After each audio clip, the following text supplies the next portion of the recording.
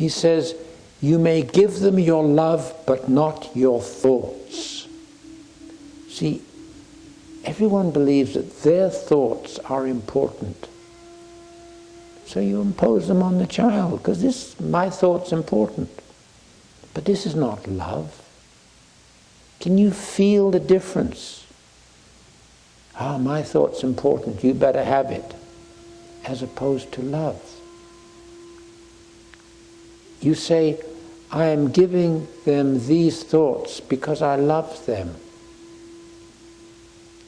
But you contaminate their minds with your nationality, your beliefs, your background, your ideology, so much.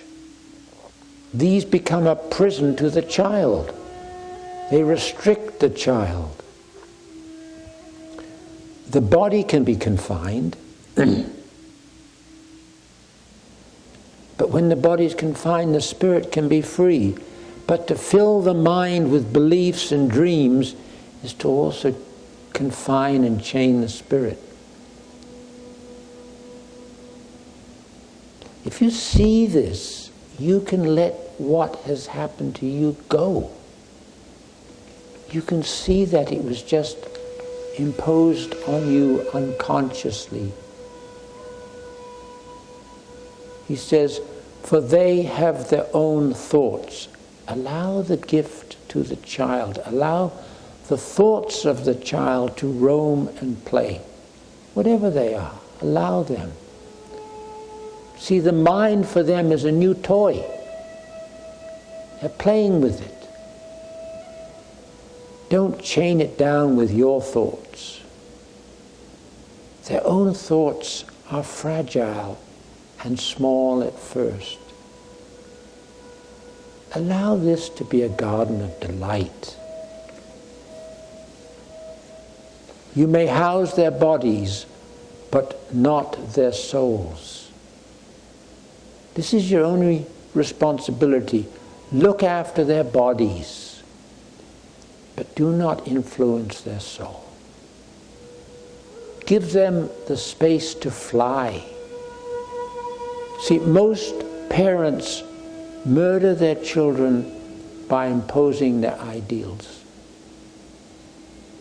And so the world is full of the walking dead. For their souls dwell in the house of tomorrow, which you cannot visit, not even in your dreams. See, you cannot know how this life can unfold. It's impossible. You cannot know that. What you try and do if you're locked in beliefs and opinions is to make it up, unfold according to your beliefs and opinions.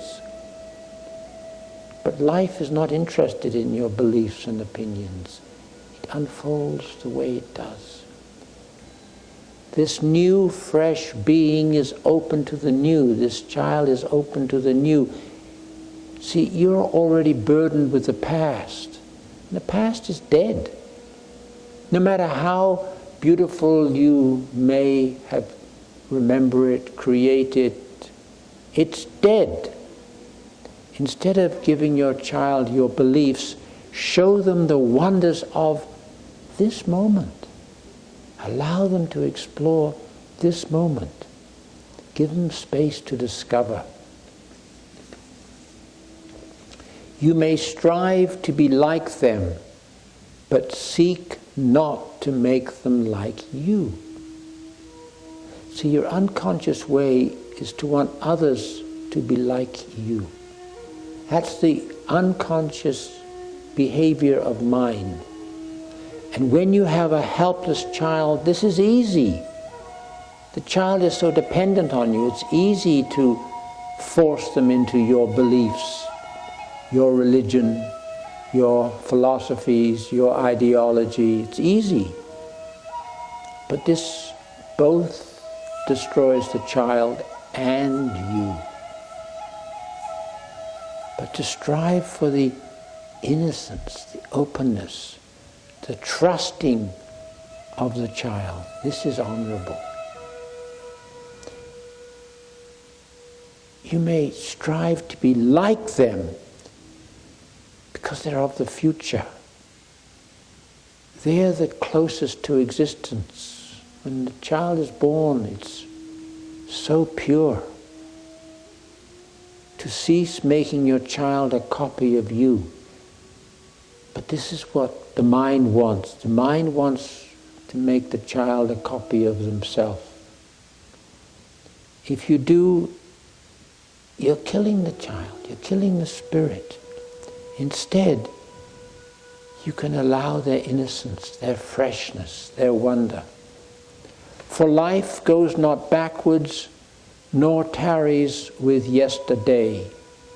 You are the bows from which your children as living arrows are sent forth. Towards the unknown. They are sent forth towards the unknown.